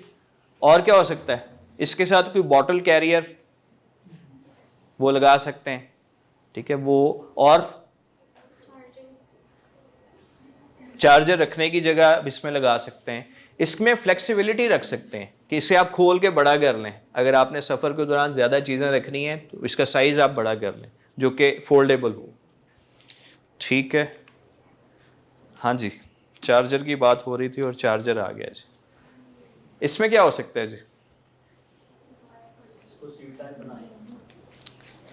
हाँ, हम इसे वाई नॉट के हम इसे मल्टीपर्पज़ बनाएं, यानी इसमें हर तरह का मोबाइल जो है ना वो चार्ज हो सकता हो, इस तरह की इसके अंदर चेंज लेके आए। और वायरलेस हो सकता है, बहुत अच्छा है जी। लाइट, टॉर्च आप कह लें कि एज टॉर्च यूज़ हो सकता हो। ये फोल्डेबल हो सकता है कि चार्जर को ऐसे रोल करके रखना ज़रा मुश्किल होता है, तो ज़्यादा स्पेस लेता है। तो अगर ये फोल्डेबल हो तो जितना छोटा साइज़ हो सके सफ़र में इसको कैरी करना उतना आसान है, या पॉकेट में रखना उतना आसान हो जाए, पॉकेट फ्रेंडली हो जाए। और क्या हो सकता है? लाइट का अगर मेडिकल बात करें तो अगर डॉक्टर के अंदर लाइट होती है तो अक्सर हमारा चार्जर खराब होता है तो पता नहीं चलता कि शायद डॉक्टर ने खराब किया था। बिल्कुल हो सकता है, लाइट से निकाल दो, बिल्कुल सही है। इसके ऊपर कोई ऐसी स्क्रीन लगाई जा सकती है। देखें, जब आपका मोबाइल चार्ज हो रहा होता है तो आपको कितनी चार्जिंग हुई है वो जाके देखना पड़ता है। तो अगर कितनी चार्जिंग हुई है वो इस चार्जर के ऊपर ही नंबर वो आ जाए, कितने % चार्जिंग हो गई है, तो थोड़ी ईज हो जाएगी ना। और हाँ, एक ये ऑप्शन है कि आप उसे रिमूव कर दें। एक ऑप्शन है कि उसकी लेंथ एक्सटेंडेबल हो, ताकि अगर वो स्विच दूर भी है तो आप मोबाइल अपने पास रखना चाहते हैं, आपको उठ के ना जाना पड़े, आप कर सकते हैं। तो अब देखें आपका दिमाग बीप आना शुरू हो जाए उसमें से, बिल्कुल ठीक है। अब देखें आपका जो दिमाग है ना, अब थोड़ा थोड़ा वो काम करना शुरू हो गया है क्रिएटिव साइड पे। हमारा जो ब्रेन होता है ना, तो जो राइट ब्रेन होता है ये क्रिएटिविटी को कंट्रोल करता है, और जो लेफ्ट ब्रेन है वो लॉजिक को कंट्रोल करता है। तो इस वक्त आप जिस मोड में हैं आपका राइट ब्रेन एट वर्क है, क्योंकि वो आपकी क्रिएटिविटी को कंट्रोल कर रहा है। अच्छा, एक और इसी से रिलेटेड फैक्ट बताऊं कि चूंकि आपका राइट ब्रेन आपकी लेफ्ट हैंड साइड को कंट्रोल करता है, विच इज़ क्रिएटिविटी। तो अक्सर आप देखेंगे, ऑब्जर्व कीजिएगा कि जो लेफ्ट हैंडेड होते हैं वो ज़्यादा क्रिएटिव होते हैं। आप बैट्समैन देखें, बॉलर्स देख लें, जो लेफ्ट वाला बंदा होगा ना उसकी शॉट बड़ी ज़बरदस्त होगी, शॉट सिलेक्शन, उसकी बॉलिंग बड़ी ज़बरदस्त होगी, ठीक है। उसके अंदर अगर क्रिकेट से हटके भी बात करें तो उसमें क्रिएटिविटी निस्बतन ज़्यादा होगी, ठीक है। तो इसमें एग्जांपल्स बहुत सारी हैं जी, लेकिन हम उनको स्किप करते हैं। अम्ब्रेला में क्या हो सकता है? फैन लग जाए ऊपर। फैन लग जाए, ठीक है। और जी, म्यूजिक भी लग जाए, अच्छा। और अच्छा, अम्ब्रेला में ना एक प्रॉब्लम क्या होता है, जो आम अम्ब्रेलाज होती हैं कि आप जब उसे बंद करते हैं, खोलना आसान होता है, एक बटन से वो पुश करते हैं खुल जाती है, बंद करना थोड़ा सा मुश्किल होता है, ठीक है। मुश्किल क्यों होता है? बिकॉज के वो जो वायर्स हैं वो स्टील की होती हैं। तो अगर हम उसका मटेरियल कोई हल्का मटेरियल लगाएं, ऐसा मटेरियल जो मजबूत है लेकिन लाइट वेट है, तो बंद करना आसान। दूसरी बात ये कि जब आप बंद करते हैं छतरी को, नीचे की तरफ बंद होती है, उस पर जितना भी पानी होता है ना वो नीचे गिरता है। अब जाहिर है कि जब आप किसी डेस्टिनेशन पे पहुंचेंगे, अपने घर, ऑफिस, किसी भी जगह पे, वहां पे जाके इसे बंद करेंगे ना, तो सारा पानी वहां गिरेगा, तो अच्छा लगेगा? नहीं लगेगा। तो अगर इसको हम बंद करते हुए ऊपर की तरफ बंद करें, यानी ये बजाय नीचे की तरफ फोल्ड होने के ये ऊपर की तरफ फोल्ड हो, तो वो पानी उतना नहीं गिरेगा, या उस जगह पे नहीं गिरेगा, उसे आप बाहर गिरा सकते हैं। तो बिलफर्ज बढ़ भी जाए, तो हम तो अभी आइडिया पे काम कर रहे हैं कि एक नया आइडिया हो सकता है, वो वर्केबल ना हो। चलिए एब्जॉर्बेबल मटेरियल हो सकता है, वाटर एब्जॉर्बेबल। बिल्कुल जी, या तो किसी से ऐसा हो सकता है कि हैंडेड हो जाए कि सिर्फ वो खुद ही उसे सारे कर कई चीजें, ये स्कैम्पर यही तो आपको बता रहा है कि आप चेंज किसी भी तरीके से ला सकते हैं, ठीक है जी। फैन भी हो गया। अच्छा, इसके बाद जो टेक्निक है first principle thinking. First principle thinking बड़ी सिंपल है जी। वो कहते हैं कि आप फोकस करें कि किसी भी बिजनेस को स्टार्ट करने की रीजंस क्या हैं। यहाँ पे मैंने 3 एग्जांपल्स थी, लेकिन मैं एक एग्जांपल आपको दे। बाइकिया जो है वो कैसे आई? बाइकिया वालों ने ये ऑब्जर्व किया कि in larger cities like Karachi and Lahore, specially Karachi, वहाँ पे प्रॉब्लम क्या है? ट्रांसपोर्ट की। ट्रांसपोर्ट की क्या प्रॉब्लम है कि लोगों को चाहिए वो ट्रांसपोर्ट जो अफोर्डेबल हो, अवेलेबल हो, ठीक है, और उसके साथ साथ फास्ट भी हो। अब मसला ये है कि कराची में जो बसें चलती हैं, पब्लिक ट्रांसपोर्ट की बात कर रहा हूँ, वो अफोर्डेबल तो हैं, ज़ाहिर है उसका किराया बड़ा नॉमिनल से होगा, लेकिन वो अवेलेबल बहुत कम होती हैं। यानी एक बस है वो बहुत देर के बाद आती है और उसमें भी रश होता है, तो सफ़र करना मुश्किल है। अभी रिसेंटली मैं कराची गया हुआ था तो मैंने ऑब्ज़र्व भी किया है। तो अब वो अफोर्डेबल है लेकिन अवेलेबल नहीं है, फिर वो फास्ट भी नहीं है, उसने हर जगह पे रुकना है। तो अब ये तीनों चीज़ें हमें चाहिए। तो ये तीनों चीज़ें, बाइक एक ऐसी सवारी है जिसमें हो सकती थी, which is affordable, which is fast, वो तंग रास्तों में भी निकल जाएगी, थोड़ा स्पीड भी जो है वो कर लेगी, गली मोहल्लों से भी निकल जाएगी, और इसके साथ साथ अब तीसरी जो चीज़ रह गई थी अवेलेबिलिटी। तो उन्होंने एक ऐप बना दी बाइकिया के नाम से, जिसमें ये तीनों लवाजमात पूरे हो गए। तो जब ये तीनों चीज़ें, यानी उन्होंने बहुत बेसिक सी चीज़ सोची कि यार लोगों को ट्रांसपोर्ट चाहिए जो अवेलेबल भी हो, अफोर्डेबल भी हो, और उसके साथ साथ क्विक भी हो, फास्ट भी हो। तो ये तीनों चीज़ें बाइक में जमा हो गई तो बाइकिया बन गई। तो इसी तरह के और भी 2 बिजनेसेस हैं, लेकिन इनको मैं स्किप करके आगे चलूँगा। 5 वाइज, एक एग्जाम्पल, इसकी भी मैंने 3 एग्जाम्पल्स रखी थी, एक एग्जाम्पल यहाँ पे दूंगा कि जब आप, एंटरप्रेन्योरशिप क्या है, किसी प्रॉब्लम को सॉल्व करना एंटरप्रेन्योरशिप है, उसकी एक एस्पेक्ट आप कह सकते हैं। तो जब आप किसी प्रॉब्लम को सॉल्व करना चाहते हैं तो पहले तो आपको उसके जो है ना वो बॉटम लाइन पे जाना पड़ेगा कि प्रॉब्लम है क्या। और बॉटम लाइन पे जाने के लिए एक टेक्निक होती है 5 वाइज, 5 दफ़ा पूछना है आपने क्यों। जब 5वीं दफ़ा पूछेंगे आपको जवाब मिल जाएगा। मिसाल, प्रॉब्लम क्या है जी, many university students skip breakfast. ये आपने ऑब्जर्व किया, मार्केटिंग रिसर्च के थ्रू आपको पता चला कि यूनिवर्सिटी में आने वाले बहुत सारे स्टूडेंट्स नाश्ता नहीं करते। तो सवाल ये है कि क्यों नहीं नाश्ता करते। जवाब मिला, they don't have time in the morning, सुबह वक्त ही नहीं होता। अच्छा, क्यों वक्त नहीं होता भाई, दूसरा वाई। तो पता चला कि जी वो लेट उठते हैं और उन्होंने ट्रांसपोर्ट कोई पकड़नी होती है, क्लासेस का टाइम हो रहा होता है, तो वो जल्दी जल्दी जो है वो निकल जाते हैं। तो क्यों ऐसा करते हैं, क्यों लेट उठते हैं भाई, लाइफस्टाइल बन गया है। अब रात को जो है वो रात का खाना लेट लोग खाते हैं, रात को जो है वो देर से सोया जाता है, रात गए तक आप दोस्तों के साथ गपशप में या फैमिली के साथ या व्हाट्सएप पे, मोबाइल पे, नेटफ्लिक्स पे कहीं ना कहीं बिजी होते हैं। तो एक रूटीन बन गई है रात को लेट सोना, लेट सोएंगे सुबह लेट उठेंगे। अच्छा, तो वो कैंटीन से, कैफेटेरिया से क्यों नहीं ख़रीद लेते, नेक्स्ट वाई। तो जवाब ये कि वो एक्सपेंसिव भी होता है, रोज़ वो अफोर्डेबल नहीं है, और वो हेल्दी भी नहीं होता। ठीक है, तो फिर वो क्यों अपना वो एक्सपेंसिव और हेल्दी है, और क्यों जो है वो उसको नहीं किया जा सकता, बिकॉज कि कोई भी जो क्विक अफोर्डेबल हेल्दी ब्रेकफास्ट है वो यूनिवर्सिटी में या उसके बाहर वो मिलता ही नहीं है। ठीक है, यानी आपको वो चीज़ें मिलेंगी लेकिन वो हेल्दी भी नहीं है और अफोर्डेबल भी नहीं है। तो अब बिजनेस आइडिया क्या आया, start a low cost nutritious breakfast stall और डिलीवरी सर्विस। यानी आप चाहे स्टॉल लगा लें, आप यूनिवर्सिटी के बाहर कहीं काम शुरू करके उनको डिलीवर करना शुरू कर दें, बहुत रेडीमेड किस्म का लाइट सा जो एक breakfast at very nominal price. तो आप जैसे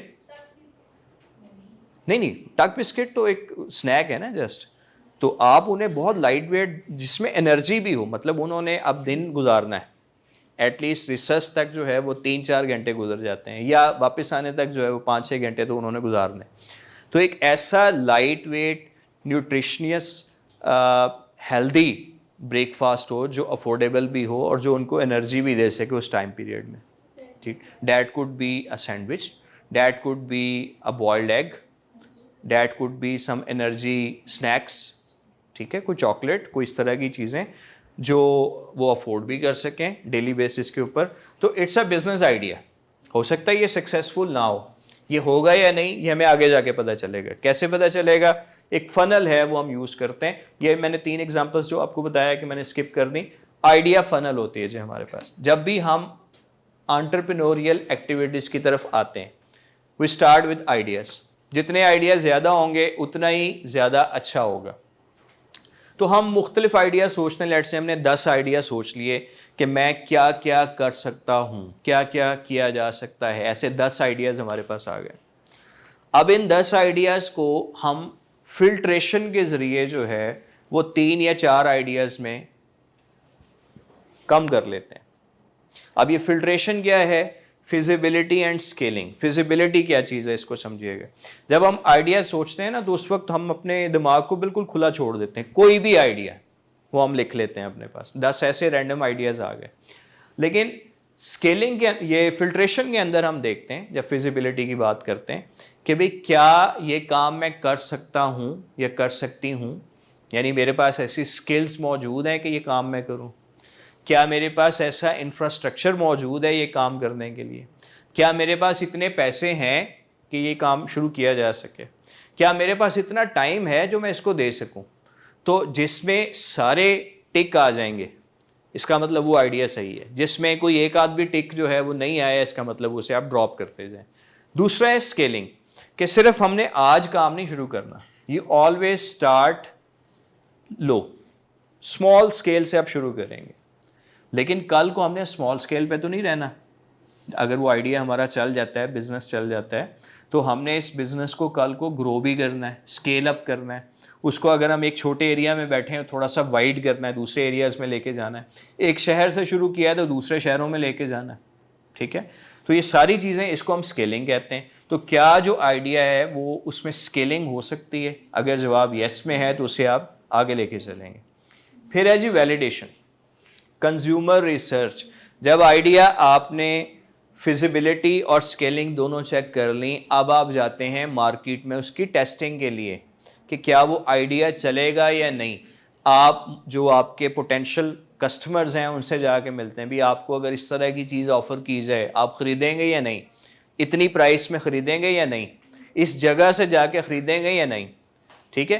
कितने लोग आपको पॉजिटिव रिस्पांस देते हैं, आप उसका जो है वो सर्वेस कंडक्ट कर सकते हैं by using Facebook, by using Google survey. कोई भी आप तरीका इस्तेमाल कर सकते हैं। अगर आपको पॉजिटिव आंसर मिलेगा, वैलिडेशन होगी, तो फिर आप अगले स्टेप पे मूव करेंगे, विच इज़ टेस्टिंग। अब आपने टेस्टिंग में क्या है कि मिनिमम वायबल प्रोडक्ट, यानी बहुत सिंपल सा वर्जन उस प्रोडक्ट का बनाया, जो भी आप या सर्विस जो भी आप देना चाह रहे हैं, उसको आपने कुछ लोगों को दिया।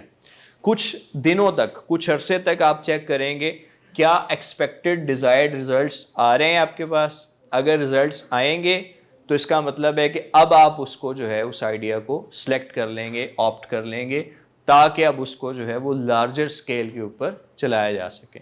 यानी अब एग्जीक्यूशन का फेज आएगा। ये नहीं है कि आज हमने एक आइडिया सोचा है, और कल को हम उस पर अंधाधुंध शुरू कर दें और बाद में पता चले यार वो पैसे ज़ाया हो गए। तो एक पूरी फनल है जिसको हम लेके चलेंगे। Second is opportunity. हमने इनोवेशन, 5 पिलर्स याद हैं जी। सबसे पहले इनोवेशन की कुछ प्रैक्टिस हमने कर ली, क्या टेक्निक्स हैं, कैसे होती है, कैसे आइडियाज़ को हम फिल्टर करते जाते हैं। अब है अपॉर्चुनिटी। अच्छा, अपॉर्चुनिटी हमें मिलती है 4 चीज़ों से। वो 4 चीज़ें कौन सी हैं? Market gap, consumer trends, technology और रेगुलेशंस। रेगुलेशंस गवर्नमेंट की होती हैं। बाज़ वक़्त गवर्नमेंट कोई ऐसी पॉलिसी बनाती है कि जो किसी को फेवर करती है, किसी के लिए डिसफेवरेबल होती है, तो वो हमें देखना है। टेक्नोलॉजी जैसे फिनटेक है, फाइनेंशियल टेक्नोलॉजी, आजकल जो है वो बहुत सारी ऐप्स हैं। आप अपने जितने भी ये काम शाम करते हैं, पेमेंट्स करते हैं, पेमेंट्स आ रही हैं, पेमेंट्स दे रहे हैं, बिल्स की अदायगी कर रहे हैं, वो ऐप्स के थ्रू करते हैं, ऑनलाइन बैंकिंग के थ्रू करते हैं।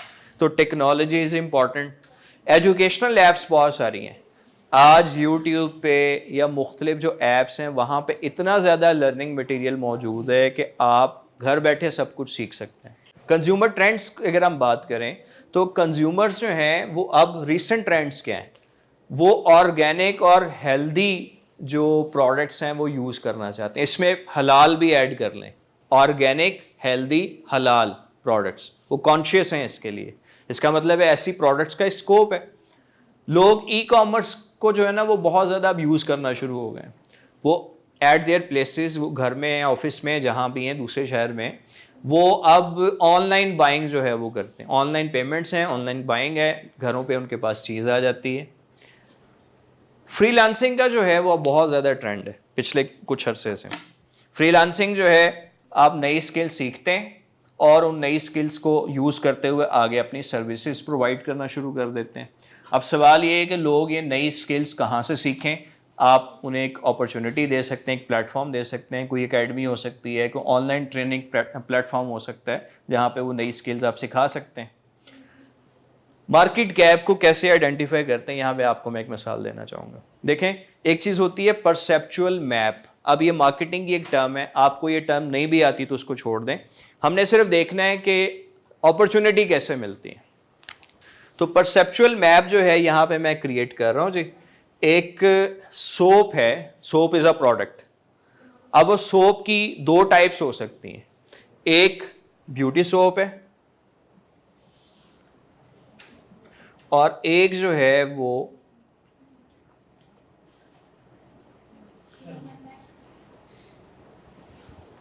हेल्थ। दो तरह के होते हैं ना, Dettol health soap, lux beauty soap. और दो तरह की आपकी टारगेट मार्केट हो सकती है, फैमिली और फेमिनाइन यानी फीमेल्स। ये दो डायमेंशंस नहीं है, इन दो के अलावा भी बहुत सारी कई डायमेंशंस हो सकती हैं। अच्छा, अब आपने मार्केट का सर्वे किया तो आपको पता चला कि 4 क्वाड्रेंट्स में मुख्तलिफ ब्रांड्स ऑलरेडी अवेलेबल हैं। जैसे अब मैं ब्रांड्स में यहाँ पे नाम लिख देता हूँ वैसे रैंडमली, जैसे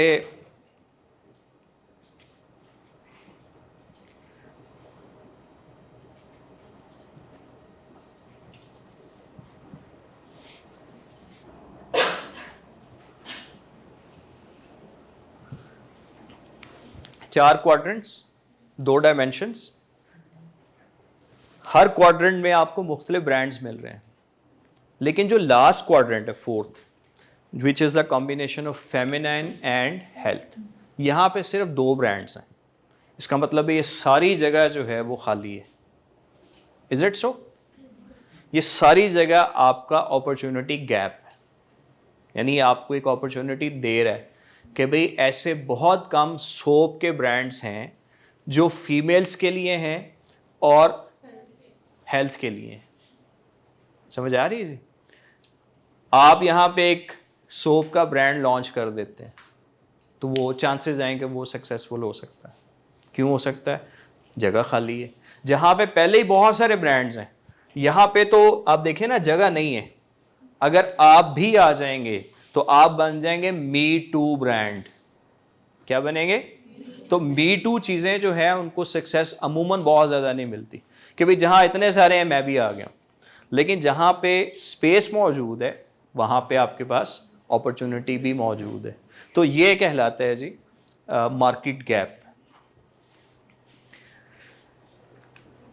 इसके बाद तीसरी जो चीज़ है वैल्यू। वैल्यू से मुराद बेनिफिट। वैल्यू कहते हैं वो बेनिफिट जो आप कस्टमर्स को, सोसाइटी को या अपने आप को बीइंग एंटरप्रेन्योर दे सकते हैं।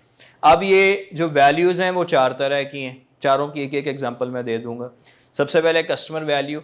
आप जो प्रोडक्ट, चाहे वो गुड्स में आती है, सर्विसेज में आती है, वो कस्टमर के लिए किस तरह से फ़ायदेमंद है, उसको क्या वैल्यू दे रही है। फिर वो आपके लिए क्या वैल्यू क्रिएट कर रही है। जब वो आप रेवेन्यू जनरेट करेंगे तो बीइंग एंटरप्रेन्योर वो आपका फ़ायदा है। और उसके साथ साथ जो जॉब्स आप क्रिएट कर रहे हैं तो उन लोगों का फ़ायदा है। जितने लोग आप हायर करेंगे आगे उनको जॉब्स मिलेंगी। सोशल वैल्यू यानी सोसाइटी के लिए क्या फ़ायदा है और एनवायरनमेंट के लिए क्या फ़ायदा है। सबकी एक एक एग्जांपल दे रहा हूँ जी यहाँ पे। सेहत कहानी पाकिस्तानी एक स्टार्टअप है और इन्होंने क्या किया कि इन्होंने बहुत नॉमिनल प्राइस के ऊपर वो जो लेडी डॉक्टर्स जो घरों में बैठी हुई हैं, जो कहीं भी सर्विस नहीं दे रही, उनको इन्होंने इकट्ठा किया कि भाई आप घरों में बैठी हैं, ऑनलाइन प्लेटफॉर्म हम आपको दे रहे हैं, पेशेंट्स ऐप के थ्रू आपसे रब्ता करेंगे, आप ऑनलाइन ही उन्हें जो है वो एडवाइस देंगे और इस तरह आपको आपके पैसे मिलेंगे। उनको भी कम पैसों में जो है वो बगैर आपके पास आए वो आपको चेक करवा सकते हैं। तो अब यहाँ पे जो फ़ायदा हुआ वो क्या हुआ, कई तरह की वैल्यू क्रिएट हुई। सबसे पहले तो रिमोट एरियाज़, वो लोग जो हॉस्पिटल जहाँ पे नज़दीक नहीं है, दूर जाना पड़ता है, डॉक्टर को दिखाने के लिए भी दूर जाना पड़ता है, उनको ऑनलाइन वो एक्सेस मिल गई। फिर वो फीमेल डॉक्टर्स जो डॉक्टर्स हैं लेकिन घरों में बैठी हैं, जॉब नहीं कर सकती किसी भी वजह से, तो ऑनलाइन सर्विस जो है उन्होंने दे दी, तो कुछ ना कुछ उनका एक कंट्रीब्यूशन सोसाइटी में आ गया। और अफोर्डेबिलिटी भी आ गई। अफोर्डेबिलिटी इसलिए कि आपको जाना नहीं पड़ा, किराए के पैसे बच गए, ऑनलाइन आपने पे किया, वो भी नॉमिनल सा था। फिर आता है जी बाज़ार टेक्नोलॉजीज़। ये जितनी भी एग्जांपल्स दे रहा हूँ ये पाकिस्तान की और रियल टाइम एग्जांपल्स हैं, आप इन्हें चेक कर सकते हैं बाद में। बाज़ार टेक्नोलॉजी ने क्या किया है कि इन्होंने जो छोटे शॉपकीपर्स हैं, रिटेलर्स जिन्हें कहा जाता है, रिटेलर्स को इन्होंने फैसिलिटेट करने के लिए जो है ना वो ऐप्स बनाई जहाँ पे वो ऑनलाइन ऑर्डर्स दे सकते हैं अपनी इन्वेंट्री के लिए। पाकिस्तान में देखें 2 सिस्टम चलते हैं रिटेलर्स के लिए। एक होता है कि अगर डिस्ट्रीब्यूटर जो है वो उन्हें माल दे रहे हैं, माल से मुराद है जो उनकी प्रोडक्ट्स हैं, तो डिस्ट्रीब्यूटर उनकी दुकान पे जाके उनको जो है वो सप्लाई देते हैं। अब सप्लाई में अगर देर हो जाए या उनकी रिक्वायरमेंट पूरी ना हो सके, शॉर्टेज हो जाए, तो फिर मसला बनता है। दूसरा जो मैकेनिज़्म होता है वो होता है डिस्ट्रीब्यूटर की बजाय होल सेलर का। जैसे ओल्ड सिटी ऑफ लाहौर, वहाँ पे बड़ी मार्केट्स हैं, तो छोटे शॉपकीपर्स वहाँ जाते हैं, वहाँ से उसे थोक की दुकानें कहते हैं, यानी बड़े लेवल की होल सेल की दुकानें, वहाँ से वो ख़रीदते हैं। अब वो दुकान भी बंद, दिहाड़ी टूटी, वहाँ से वो सफ़र भी होगा, पैसे लगेंगे, लेके आएंगे, फिर वो रखेंगे, उसको बेचेंगे। तो दोनों मॉडल्स में टाइम, पैसा, ये चीज़ें जो है या वैल्यू चेन डिस्टर्ब हो सकती है। तो इन्होंने ऐप के थ्रू उनको फैसिलिटेट किया है। अब फैसिलिटेशन में देखें क्या हुआ कि कॉस्ट इनकी रिड्यूस हो गई, जो इनको जाने आने पे टाइम और पैसे लगते थे वो कम हो गए। रिलायबल सप्लाई चेन है, जो इन्वेंट्री नज़र आएगी पड़ी होगी उतने पीस आपको मिल जाएंगे। और जॉब क्रिएशन भी है इसमें, जो लोग लॉजिस्टिक्स में या उस ऐप में काम कर रहे हैं तो वो उनके लिए जॉब की अपॉर्चुनिटीज़ भी बढ़ गई। फिर सोशल वैल्यू एक फाउंडेशन है, रिस्क फाउंडेशन। ये लोग क्या करते हैं, ये मुख्तलिफ रेस्टोरेंट्स पे जाते हैं और उनका जो खाना बच जाता है ये उनको पैक करवाते हैं और ये जाके जो नीडी लोग हैं, जो भूखे हैं, जिनके पास वसाइल नहीं, ये जाके उनको दे देते हैं। तो एक सोशल वैल्यू जो है वो क्रिएट कर रहे हैं, जो अनप्रिविलेज्ड सोसाइटी है उसको वो खाना दे रहे हैं। एनवायरमेंटल जो वैल्यू है वो किस तरह है जी, ट्रैशइट एक कंपनी है और ये लोग क्या करते हैं कि मुख्तलिफ जो ऑर्गेनिक वेस्ट है ये वो लेते हैं, उससे ये कंपोस्ट बनाते हैं। कंपोस्ट एक तरह की जो है ना वो फर्टिलाइज़र होती है, तो वो उसको उसमें कन्वर्ट कर देते हैं और वो जो कंपोस्ट है वो फार्मर्स के लिए या जो अर्बन एरियाज़ में नर्सरीज़ वगैरह हैं पौधे उगाने के लिए, वहाँ पे वो इस्तेमाल करते हैं। तो इस तरह से वो एक एनवायरनमेंट के लिए भी जो है वो काम कर रहे हैं। इसके बाद आ जाता है रिस्क। अब जहाँ पर भी आप, सिर्फ 5 मिनट में मैं इसको ना कोशिश करता हूँ कि वाइंड अप कर दूँ, जहाँ पर भी आप कोई बिज़नेस करेंगे, इनिशिएटिव लेंगे, वहाँ पे रिस्क ज़रूर आएगा, ठीक है। और ये सबसे बड़ा फैक्टर होता है जिससे लोग डरते हैं कि यार जो पैसे हैं वो भी ना चले जाएं, ठीक है। जो जॉब मिली हुई है 30-35 हज़ार की, अगर ये जॉब छोड़ के मैं बिज़नेस करने बैठ जाऊं तो जो 30-35 हज़ार है वो भी चला जाएगा, ठीक है। सबसे बड़ा ये फियर होता है। तो रिस्क डेफिनेटली होता है जी, लेकिन एक अच्छा एंटरप्रेन्योर वो होता है जो अपने रिस्क को कैलकुलेटेड रिस्क के फॉर्म में रखे, मिनिमम रिस्क जो है उसके साथ वो काम करें। तो वो रिस्क कई तरह के हैं, अब उसको कंट्रोल कैसे करना है इसके साथ इसके कुछ लिखे हुए हैं। जैसे फाइनेंशियल रिस्क है तो आप स्मॉल स्केल पे शुरू करें, इस तरह से शुरू करें कि इतने पैसे सोच लें यार ये पैसे हैं, ये अगर ख़त्म हो भी गए तो कोई बात नहीं, ये चांस मैंने लेना है, ठीक है। बाकी आप देख लीजिएगा स्लाइड्स में, मैं आपको एक्शन जो आखिरी चीज़ है, सारा कुछ आपने कर लिया है। सारा कुछ जब आप कर लेंगे तो आप एंटरप्रेन्योरियल माइंडसेट के साथ बैठे हैं। एक्शन से पहले माइंडसेट है, जब एक्शन आएगा तो फिर आप ट्रू एंटरप्रेन्योर बनेंगे। सवाल ये कि एक्शन एग्जीक्यूशन कब होनी है, कैसे होनी है। तो इसके लिए सिर्फ एक थ्योरी मैं डिस्कस कर रहा हूँ, इसके 5 पॉइंट्स हैं, वो ख़त्म हो जाएंगे जल्दी। इफेक्चुएशन थ्योरी ये हमें ये बताती है, इसके 5 प्रिंसिपल्स हमें क्या बताते हैं कि भाई आपके पास हम बिज़नेस ये सोच के करते हैं कि यार जब इतने पैसे होंगे तो बिज़नेस कर लेंगे, फ़लाँ चीज़ मैं सीख लूँगा तो बिज़नेस करेंगे, या इतना जो है ना वो इस तरह का एक एनवायरनमेंट या अपॉर्चुनिटी होगी तो बिज़नेस करेंगे। तो ये कहते हैं कि नहीं, आप जहाँ हैं, जैसे हैं, जो कुछ आपके पास मौजूद है, स्टार्ट। ये इफेक्चुएशन थ्योरी है। सबसे पहले बर्ड इन हैंड प्रिंसिपल, ये आपको बताता है कि जी start with who you are, what you know and whom you know. जो कुछ भी आता है शुरू कर दें। एक रियल टाइम ये भी इसमें जो है ना वो एग्जांपल्स हैं। एक स्टूडेंट थी और उसको ना सीवी लिखना बड़ा अच्छा आता था, सीवी बनाना, कैनवा भी उसने सीखा हुआ था। तो सीवी बनाना, हमारा जो next lecture by the way वो इसी पे होगा। तो सीवी का कंटेंट अलग चीज़ है, डिज़ाइनिंग एक अलग चीज़ है। तो उसने ये दोनों चीज़ें सीखी हुई थी। उसने सबसे पहले अपने क्लास फेलोज़ को एज इनिशियल जो कस्टमर है वो लिया और उनके सीवीज़ बना के दिए। ये काम उसका चल पड़ा, ठीक है, छोटे से उसने एक्सरसाइज की सिर्फ। दूसरा है अफोर्डेबल लॉस प्रिंसिपल, कि भाई आप बजाय इसके कि मुनाफे के बारे में सोचें, आप पहले ये सोच लें कि मेरे पास ये 10,000 रुपये है जिससे मैं बिज़नेस शुरू करने जा रहा हूँ। ये 10,000 अगर चला भी गया ना, नुकसान भी हो गया तो खैर है, लेकिन मैंने इनिशिएटिव लेना है। तो जब आप ये सोच लेंगे ना, फिर 10,000 के जाने का आपको दुख नहीं होगा। मिसाल के तौर पे एक और स्टूडेंट था, उसने सोचा कि जी मैं गारमेंट्स का जो बिज़नेस है ऑनलाइन करूँगा, मेरे पास 10,000 हैं।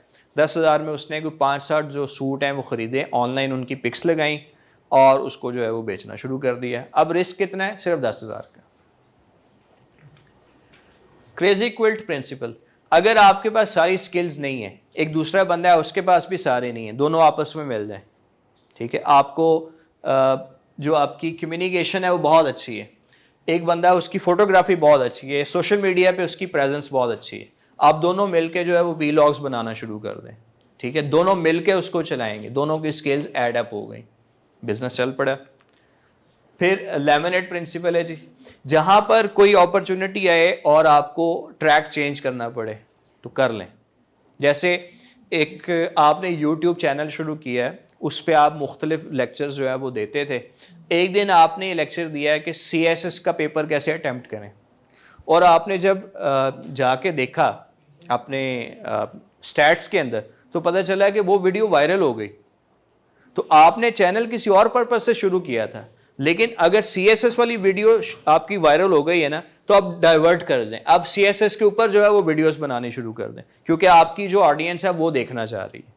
तो आपने उसको ट्रैक को थोड़ा सा चेंज कर दिया। और लास्ट वन जो है pilot in the plane principle, कि आप अपनी जो डायरेक्शन है उसको खुद कंट्रोल करें, जो चीज़ नहीं है उसको छोड़ के जो है उसके ऊपर आप। जैसे एक स्टूडेंट ने ये सोचा है कि मैं प्रिंटिंग का बिज़नेस करूँगा। अब वहाँ पे जिस एरिया में वो था वहाँ पर लोड शेडिंग का बहुत ज़्यादा इशू था। उसने कहा कि जी कोई बात नहीं, मैं सोलर पैनल लगा के उसकी कोई अरेंजमेंट करके उससे मैं अपना काम चलाऊँगा, बजाय इसके कि मैं वेट करता रहूँ कि ये बिजली वाला निज़ाम कब शुरू होगा, ठीक होगा इनफेक्ट। तो ये समरी है जी, हमने आज के सेशन में ये समझा है कि एंटरप्रेन्योरशिप क्या है, उसके 5 पिलर्स कौन कौन से हैं, और स्पेशली हमने फोकस किया इनोवेशन के ऊपर, क्रिएटिव थिंकिंग, लेटरल थिंकिंग के ऊपर। Thank you very much.